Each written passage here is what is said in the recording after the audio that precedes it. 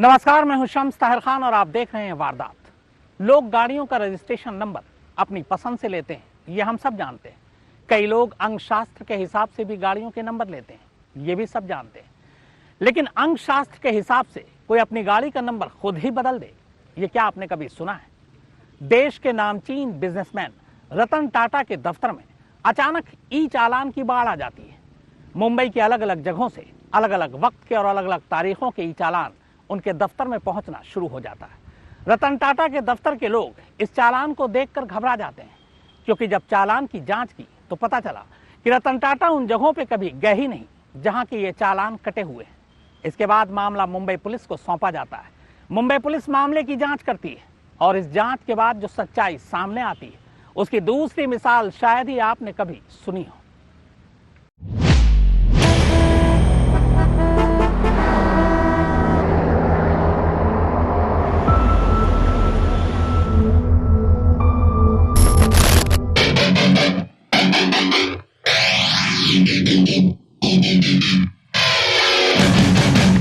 Mumbai police के कब्जे में आई इस चमचमाती आलीशान BMW कार को देखिए। असल में ये कार जाने माने उद्योगपति और टाटा ग्रुप के पूर्व चेयरमैन रतन टाटा की है भी और नहीं भी। अब आप कहेंगे कि भला ये कैसे हो सकता है कि कोई कार रतन टाटा की हो भी और न भी हो? तो इसकी सच्चाई हम आपको बाद में बताएंगे। फिलहाल तो सिर्फ इतना समझ लीजिए कि इस कार ने न सिर्फ मुंबई के रास्तों में कई बार ट्रैफिक नियमों की धज्जियां उड़ा दी, बल्कि कानून की आंखों में धूल झोंकने के लिए ऐसा फर्जीवाड़ा किया कि ट्रैफिक पुलिस तो छोड़िए, कुछ देर के लिए पूरा का पूरा सरकारी अमला सख्ते में आ गया। हुआ यूं कि पिछले दिनों रतन टाटा के ऑफिस से महाराष्ट्र के सीएम उद्धव ठाकरे को एक अजीबोगरीब परेशानी को लेकर एक खत लिखा गया। रतन टाटा के ऑफिस ने लिखा कि मुंबई की ट्रैफिक पुलिस से उन्हें ट्रैफिक नियमों के उल्लंघन की वजह से बार बार ई चालान भेजे जा रहे हैं, लेकिन उनकी जानकारी के मुताबिक उनकी कार ने किसी ट्रैफिक नियम का उल्लंघन नहीं किया। अब चूंकि खत ही इतनी बड़ी हस्ती की तरफ से आया था, तो सरकार को तो हरकत में आना ही था। उद्धव ठाकरे ने फौरन मामले की जांच पुलिस के हवाले की और इस पर रिपोर्ट देने को कहा। मामला ई चालान का था तो मुंबई पुलिस ने हर उस पॉइंट की सीसीटीवी फुटेज खंगालनी शुरू की जिन पॉइंट्स पर ट्रैफिक नियमों के उल्लंघन पर रतन टाटा की कार का चालान काटा गया था। हैरानी की बात यह थी कि रतन टाटा के दफ्तर से मिली शिकायत अपनी जगह थी, लेकिन तस्वीरें बता रही थी कि वाकई MH01D के 111 नंबर की कार ने ट्रैफिक नियमों का उल्लंघन किया है। अब पुलिस ने मामले की तह तक जाने का फैसला किया। तफ्तीश आगे बढ़ी तो पता चला कि यह नंबर बेशक टाटा की गाड़ी का हो, लेकिन यह कार उनकी नहीं है। और यह बात अपने आप में किसी धमाके से कम नहीं थी। यानी मुंबई में कोई ऐसा था जो फर्जीवाड़े से अपनी BMW कार में रतन टाटा की कार का नंबर लगाकर आराम से सड़कों पर अपनी गाड़ी दौड़ा रहा था। और न सिर्फ दौड़ा रहा था, बल्कि ट्रैफिक नियमों की धज्जियां भी उड़ा रहा था। अब पुलिस के लिए इस कार के मालिक तक पहुंचने की बड़ी चुनौती थी। चुनौती इसलिए बड़ी थी कि जब नंबर ही फर्जी हो तो कम से कम रजिस्ट्रेशन नंबर के जरिए तो कार के मालिक तक पहुंचना मुमकिन नहीं हो सकता। लिहाजा मुंबई पुलिस ने सच्चाई पता करने के लिए अपने सारे घोड़े खोल दिए। मैनुअल पुलिसिंग के साथ साथ मिलते जुलते नंबरों वाली कार का पता किया, मुखबिरों की भी मदद ली और पुलिस की कोशिश रंग लाई। जल्द ही पता चला कि मुंबई के माटुंगा इलाके में इस नंबर की एक कार देखी गई है। पुलिस ने कार को इंटरसेप्ट कर लिया और हैरान रह गई। ये कार न तो चोरी की थी और न ही इसके पीछे किसी पेशेवर अपराधी का कोई खेल था, बल्कि ये कार तो एक कंपनी की मालकिन की अपनी प्राइवेट कार थी।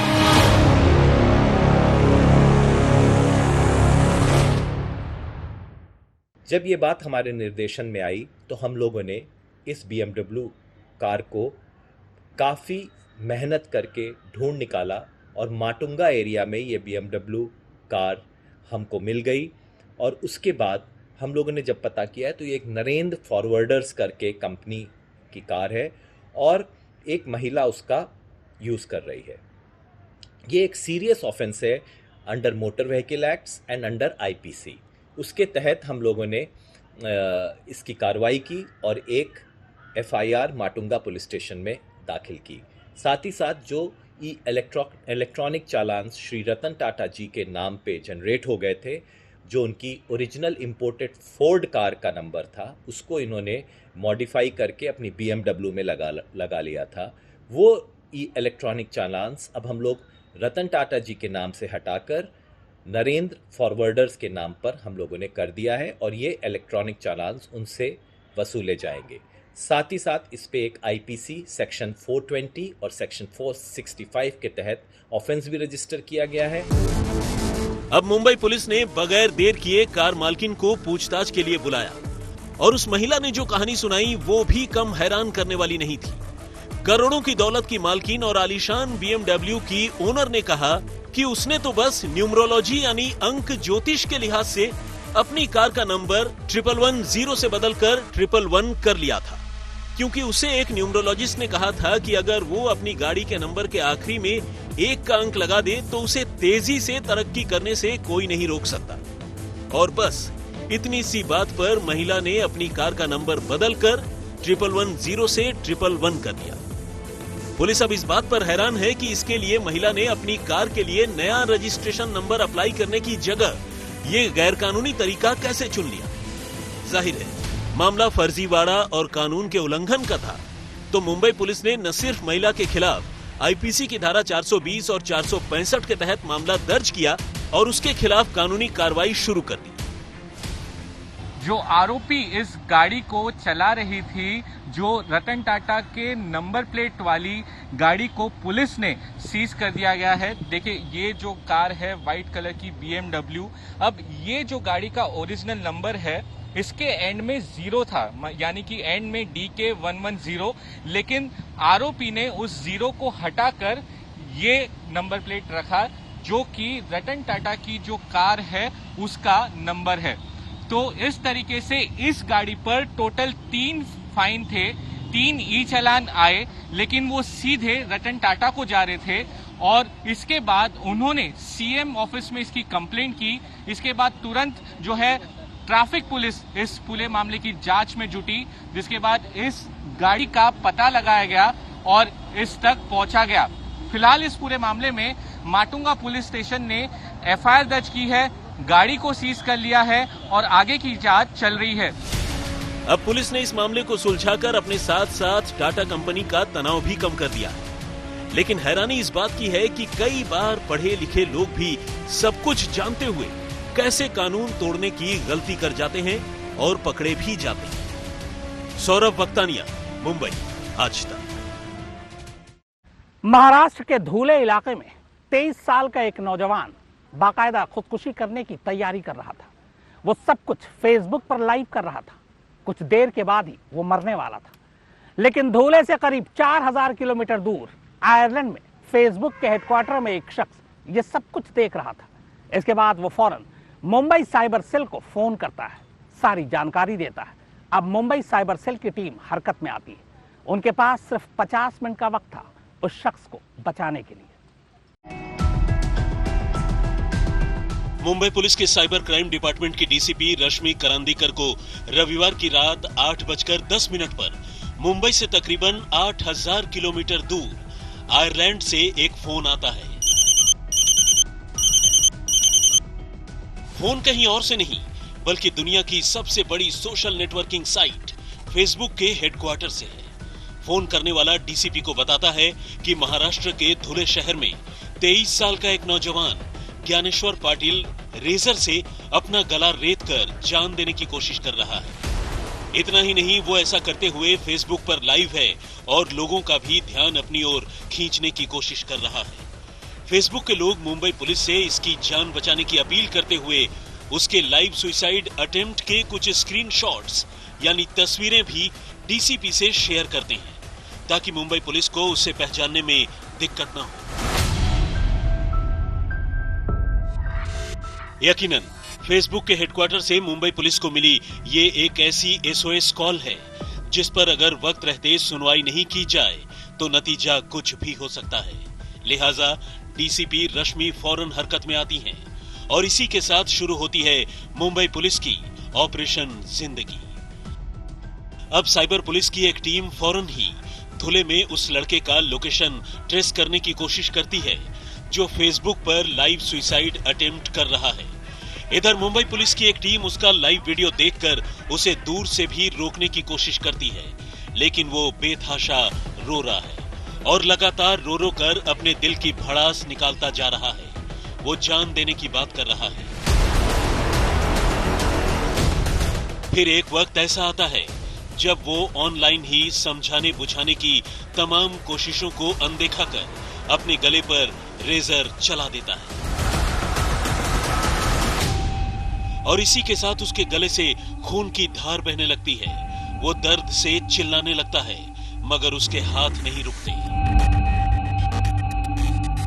उधर मुंबई पुलिस के लिए ऐसे नाजुक वक्त पर एक एक सेकंड कीमती है, लिहाजा वो बिना वक्त गंवाए जल्द से जल्द लड़के का सटीक लोकेशन ढूंढना चाहती है। मुंबई पुलिस की कोशिश रंग लाती है और फेसबुक से फोन कॉल रिसीव करने के ठीक 20 मिनट के बाद पुलिस उसका धुले में पिन पॉइंट लोकेशन पता करने में कामयाब हो जाती है।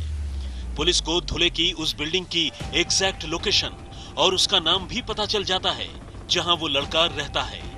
लेकिन चूंकि मुंबई से धुले की दूरी करीब 325 किलोमीटर है, खुद मुंबई पुलिस के लिए उस नौजवान को रेस्क्यू करना नामुमकिन है।